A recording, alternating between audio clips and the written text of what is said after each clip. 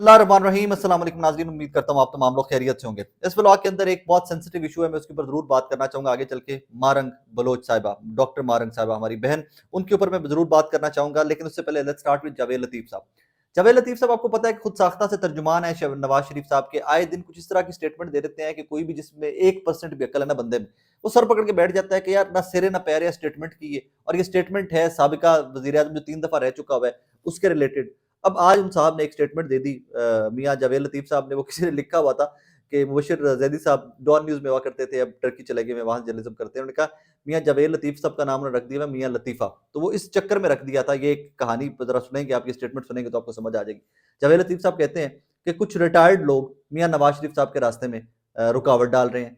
यार मतलब मियां नवाज शरीफ साहब क्या अलेक्जेंडर दी ग्रेट है, क्या सिकंदर आजम है कि उन्होंने तलवार पकड़ी है, लहराते हुए जा रहे हैं, उन्होंने पूरा पाकिस्तान की पूरी दुनिया फतह कर लेनी।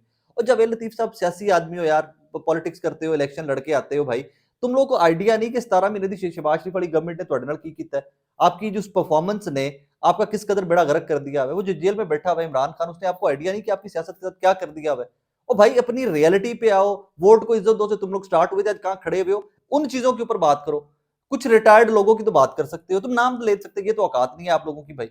या तो खुल के नाम लोगे भाई, फलाना साकिब निसार साहब है जी, फलाना चीफ जस्टिस है जी, फलाना डीजी आया था जी, वो आज भी हमारे रास्ते में रुकावटें डाल रहे हैं। और फिर न्याणा गल करे सियाणा क्यास करे। कोई भी रिटायर्ड आदमी, अगर आप क्लेम करते हो कि आप पाकिस्तान की सबसे बड़ी सियासी जमात हो, आपके रास्ते में रुकावट कैसे बन सकता है। कोई रिटायर्ड आदमी जाके वोटों को पकड़ पकड़ कर कहेगा कि मैं इतने नहीं तो वोट पाने देना, मैं नवाज शरीफ को पाना है, संदूकड़ी पाना है। जब ये सब की करते पे यार आप लोग इस तरह की स्टेटमेंट्स देके पब्लिक में अपना मजाक तो बनवाते ही बनवाते हो, आप मजीद अपना वोट बैंक भी कम कर रहे हो। इतने लो इंटेलेक्ट की स्टेटमेंट्स देके, इतने लो। अब कहानी इसके पीछे क्या है, मतलब पुराने जो स्कॉलर रस्तू बैठे हुए सियासी जमात के, may be they think, may be मेरी परसेप्शन ये है या मेरी डिकोडिंग ये है कि मे बी ये थिंक कि इससे हम मजामती बयानियां बना सकते हैं। कुछ रिटायर्ड लोग जो हैं वो आज भी हमारे रास्ते में रुकावटें डाल रहे हैं। तो भाई क्या वो जो रिटायर्ड लोग बैठे हैं वो कभी भी ताकतवर हुए हैं इस मुल्क में। जो रिटायर हो जाते हैं वो रिटायर हो जाते हैं, वो घरों को चले जाते हैं। फैज साहब का नाम ले लो आप, या उसका साकिब निसार साहब का आप उनका नाम ले लो, लेकिन भाई वो रिटायर्ड है सबके सब, वो घरों को चले गए। जरूरत है नहीं। कुछ रिटायर्ड लोग बैठे बैठे ख्याल आता है। वो सिकंदर बिन लिखा हुआ था, हमारे दोस्त हैं, हमारे भाई हैं बड़े, वो कह रहे थे कि एक टाइम आना है कि जावेद लतीफ साहब ने स्टेटमेंट दे देनी है कि जनाब मियां नवाज शरीफ साहब की गाड़ी के आगे से काली बिल्ली गुजर गई है। ये बिल्लियां नहीं चाहती कि मियां नवाज शरीफ साहब वजीर आजम बने। ये बिल्लियां, काली बिल्लियां जो है, ये पाकिस्तान का नुकसान करना चाहती हैं, नवाज शरीफ के रास्ते में रुकावटें हायल कर रही हैं। वो गुडनेस से कोई मेच्योर पॉलिटिक्स करो, कोई मंशूर की सियासत करो। क्या अजीब अजीब से लटके हुए हो, ना इधर के अजीब अजीब से बयानियां बनाने की कोशिश करते रहते हो। मजामती बयानिए रिटायर्ड लोगों के नाम लेकर नहीं बना करते भाई। जब मजामती बयानिया आपका था, वोट की इज्जत दो का बयानिया आपने बनाया था, वो बना था और लोग आपके साथ भी थे। हुण तुहाडे पल्ले कख नहीं है। आप उल्टी सीधी स्टेटमेंट देते रहिए, आप उल्टा अपने लीडर का, अपनी सियासी जमात का और अपनी सियासी बसीरत का मजाक उड़वाते हैं। इसी आपकी सियासी बसीरत का लेवल ये हो चुका हुआ है।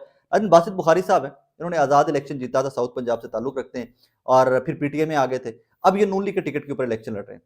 बासित बुखारी साहब की आज फुटेज आई है कि कुरान पाक के ऊपर हलफ ले रहे हैं लोगों से कि आप लोग मुझे वोट दोगे, आप लोग नून लीग को वोट दोगे। ये हालात वाकयात हो गए में। और फिर दूसरी तरफ कहते हैं कि रिटायर्ड लोग जो हैं वो नवाज शरीफ के साहब के रास्ते में रुकावटें डाल रहे हैं। मतलब कैसे कोई मंशूर, ये मोबाइल फोन है जो नाज़रीन, इसने पाकिस्तान की सियासत को हमेशा के लिए बदल कर रख दिया हुआ है। इंफॉर्मेशन के फ्लो ने हमेशा पाकिस्तान के पूरी दुनिया की पॉलिटिक्स को हमेशा के लिए बदल कर रख दिया हुआ है। भाईजान जब मेरे हाथ में है और एक सिंगल सेकंड की अपडेट जो है नेशनल असेंबली से, प्रोविंशियल असेंबली से, कोर्ट से, एक एक सिंगल सिंगल सेकंड की जो अपडेट है ना, मेरे मोबाइल फोन के व्हाट्सएप ग्रुप्स के थ्रू मेरे तक पहुंच रही है। और ये मेरा नहीं, ये हर पाकिस्तानी तक पहुंच रही है। तो आप कैसे उसमें इस तरह की ऑड सी स्टेटमेंट्स, वो इमेच्योर सी स्टेटमेंट्स दे के आप एक्सपेक्ट करते हो कि जनाबे वाला वो कहानी जो है वो आगे चल पड़ेगी। खैर आगे चलिए। तो एक सेंसिटिव सा इशू, मैं इसके ऊपर काफी दिनों से बात करना चाह रहा था, लेकिन I am very optimistic man. मैं आए दिन, हर गुजरते दिन मुझे ये सोच होती थी मेरे दिल में, खुदा की कसम सुबह उठता था ना तो मेरे माइंड में ये होता था कि यार आज काकड़ साहब जान गए, आज सदर पाकिस्तान आप टुर के जान गए कि यार मेरी बेटी बलोचिस्तान से एक आई हुई है, डॉक्टर मारूंग, तो मैंने मारंग से बात करनी है कि बेटे बताओ मुझे क्या मसाइल है, let's talk about them, let's sort them out. मुझे था कि काजी फायज इसा साहब जो हैं वो पाकिस्तान में नहीं है, वो छुट्टियों पे गए हुए हैं, वो वहां से फोन करेंगे मंसूर अली शाह साहब को, जस्टिस साहब मैं पाकिस्तान में नहीं हूँ, मेरी एक बेटी बलोचिस्तान से आई है, मेरी माएँ बहनें बेटियां इस्लामाबाद में धरना दिए बैठी हैं, आप जाइए उनसे मिलिए, उनके मसाइल सुनिए। मैं एक्सपेक्ट करता था कि यहाँ पर जिस तरह मरियम नवाज साहब 2020 में लाहौर में एक धरना दिया था बलोच तलबा ने, चेरिंग क्रॉस पे और मरियम नवाज साहब वहाँ फोटो सेशन के लिए गई थी।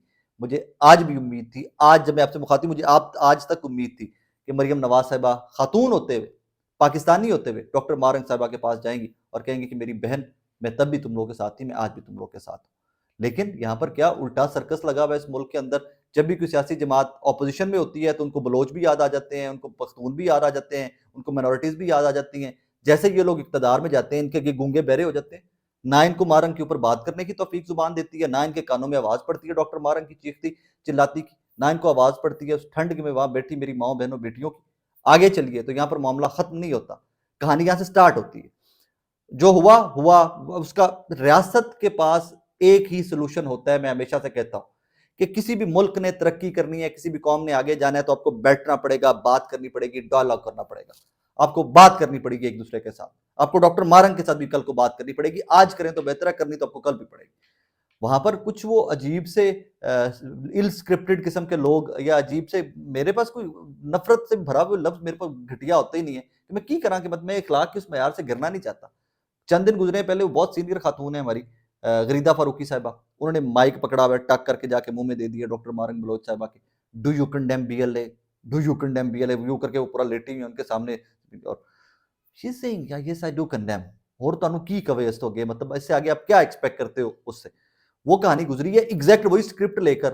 वो फिजा साहिबा है बोल में, मेरी कलीग रही हुई है 7 न्यूज के अंदर, वो आज चली गई है वहां पे बोल का माइक पकड़ा हुआ जाकर मुंह में दे दिया, डू यू कंडेम, क्या आप मजम्मत करती हैं बीएलए की। उसने कब कहा कि वो बीएलए का हिस्सा है मेरी बहनों, उसने कब कहा कि वो बीएलए को बड़ा वो उसको बड़ा अप्रिशिएट करती है उनको।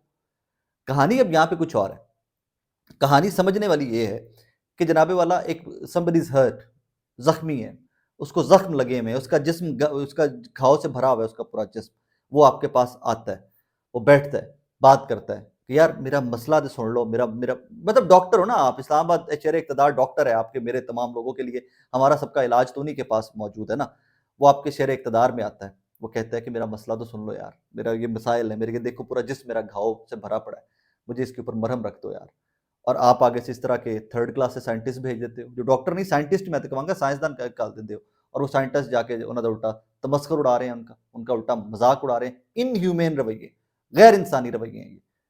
यहाँ पर काकड़ साहब को कल को, I am being very sure, believe you, I am being very clear है, कल नू काकड़ साहब जो जाना है ना पिछा वापस बलोचिस्तान, कल वही सरफराज मुफ्ती साहब जो वापस जाना है बलोचिस्तान से, इन्होंने बलोचा ही तुहाडे तो पूछना है कि भाईजान जो साड़ियां धीआं भैणां उत्थे बैठियां सन ते तमस्कर उड़ाया जा रहा है उन्हां दा, तुसीं कित्थे सो उस टाइम ते आ के। रियासत के अंदर पीसफुली कभी भी किसी चीज को टैकल करने का या सॉर्ट आउट करने का एक सोल्यूशन होता है नाजरीन, और उसका नाम है डायलॉग, मुज़ाकरात। आप ना करें मर्दों के साथ मुज़ाकरात, आपको लगता है कि ये किसी भी इस तरह की तंजीम के लिए काम करते हैं, बीएलए ब्ला ब्ला ब्ला, यार मारंग बलोच से तो बात कर लो, डॉक्टर है, एमबीबीएस है, उन्हें की कीता जे, ਉਹਦੇ ਤੇ ਕਿਉਂ ਇੰਜ ਕਰਕੇ ਹਮਲੇ ਕਰਦੇ ਪਏ ਹੋ ਤੁਸੀਂ, ਉਹਦੇ ਤੇ ਹਮਲੇ ਨਹੀਂ ਕਰਦੇ ਪਏ ਮਾਰਕ ਬਲੋਚ ਤੇ, ਤੁਸੀਂ ਇਹ ਸੋਚ ਤੇ ਹਮਲੇ ਕਰਦੇ ਪਏ ਹੋ ਕਿ ਜਿਹੜੇ ਆਪਣੇ ਕਿਸੇ ਵੱਡੇ ਕੋਲ ਕੰਪਲੇਂਟ ਲੈ ਕੇ ਹੁੰਦਾ। ਇਹਦਾ ਮਤਲਬ ਤੇ ਇਹ ਵੇ ਕਿ ਕੱਲ ਨੂੰ ਕੋਈ ਬੱਚਾ ਹੈ ਮਾਪਿਓ ਦੇ ਨਾਲ ਨਾਰਾਜ਼ ਹੈ ਜਾਂ ਕਿਸੇ ਦੇ ਨਾਲ ਨਾਰਾਜ਼ਗੀ ਉਹਦੀ ਕੋਈ, ਉਹ ਆਪਣੀ ਕੰਪਲੇਂਟ ਲੈ ਕੇ ਵੀ ਮਾਪਿਓ ਦੇ ਕੋਲ ਨਾ ਜਾਏ, ਕਿਉਂਕਿ ਮਾਪਿਓ ਦੇ ਕੋਲ ਜਾਓਗੇ ਤੇ ਬਾਕੀ ਭੈਣ ਭਰਾ ਬਹਿ ਕੇ ਤੁਹਾਨੂੰ ਤਾਣੇ ਤੇ ਮਿਹਣੇ ਮਾਰਨਗੇ ਉੱਥੇ ਬਹਿ के। क्या शर्म का मकाम है हमारे लिए, क्या शर्मिंदगी का मकाम है। हर गुजरते दिन में आज भी खुदा की कसम, मैं अभी भी आई एम वेरी हर्ट, मैं अभी भी बड़ा पॉजिटिव हूँ आपसे बात करते हुए, मुझे अभी भी है कि यार काकड़ साहब सुनेंगे, प्रेसिडेंट साहब सुनेंगे, चीफ ऑफ आर्मी स्टाफ सुनेंगे, चीफ जस्टिस सुनेंगे, और यार कोई तो इन्हों की गल सुनेगा ना, कोई तो इन माओ बहनों बेटियों की बातें सुनेगा।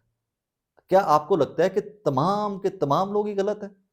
और अगर कोई गलत है भी, वो राह रास्त पे आता है, तो आप उससे बात भी नहीं करना चाहोगे? आप इतने वो इतने इंफीरियर है क्या आपसे बलोचिस्तान वाले? मेरे लिए तो एक से हैं। मेरे लिए तो खुदा की कसम हर वो बंदा Balochi, Sindhi, everyone is same. Pakistani है यार, पता नहीं इन लोगों के लिए क्यों नहीं, इनको फर्क क्यों नहीं पड़ता, इनके दिल पत्थर के क्यों हो गए हैं, और कैसे ये इस तरह के पुट्टे पुट्टे सवाल करके इस तरह के मामलात को मजीद हवा दे सकते हैं। अपना ख्याल रखिएगा नाजरीन, दुआ में याद रखिएगा। अल्लाह हाफिज़।